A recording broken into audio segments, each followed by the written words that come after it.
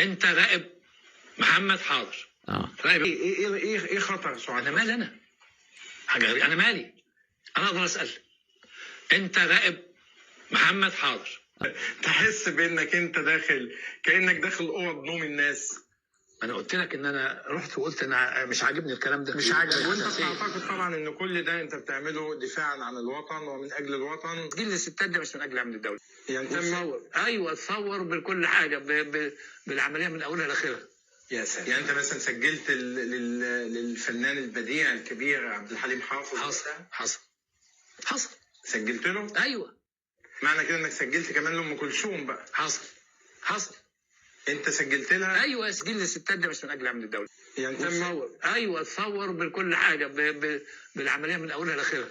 يا سلام. يعني انت مثلا سجلت للفنان البديع الكبير عبد الحليم حافظ؟ حصل. سجلت له؟ ايوه. معنى كده انك سجلت كمان لام كلثوم بقى؟ حصل. انت سجلت لها؟ ايوه تسجيل الستات ده مش من اجل امن الدوله. يعني انت مصور؟ ايوه اتصور بكل حاجه بالعمليه من اولها لاخرها. يا سلام. يعني انت مثلا سجلت للفنان البديع الكبير عبد الحليم حافظ؟ حصل. سجلت له؟ ايوه. معنى كده انك سجلت كمان لام كلثوم بقى؟ حصل.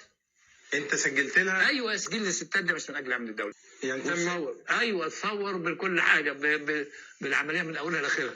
يا سلام. يعني انت مثلا سجلت للفنان البديع الكبير عبد الحليم حافظ؟ حصل. سجلت له؟ ايوه. معنى كده انك سجلت كمان لام كلثوم بقى؟ حصل. انت سجلت لها؟ ايوه تسجيل الستات ده مش من اجل امن الدوله. يعني انت مصور؟ ايوه اتصور بكل حاجه بالعمليه من اولها لاخرها. يا سلام. يعني انت مثلا سجلت للفنان البديع الكبير عبد الحليم حافظ؟ حصل. سجلت له؟ ايوه.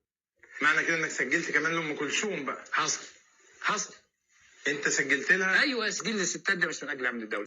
يعني انت مصور؟ ايوه اتصور بكل حاجه بالعمليه من اولها لاخرها.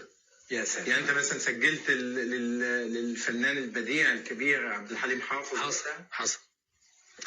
سجلت له؟ ايوه. معنى كده انك سجلت كمان لام كلثوم بقى؟ حصل. انت سجلت لها؟ ايوه تسجيل الستات ده مش من اجل امن الدوله. يعني انت مصور؟ ايوه اتصور بكل حاجه بالعمليه من اولها لاخرها. يا سلام. يعني انت مثلا سجلت للفنان البديع الكبير عبد الحليم حافظ؟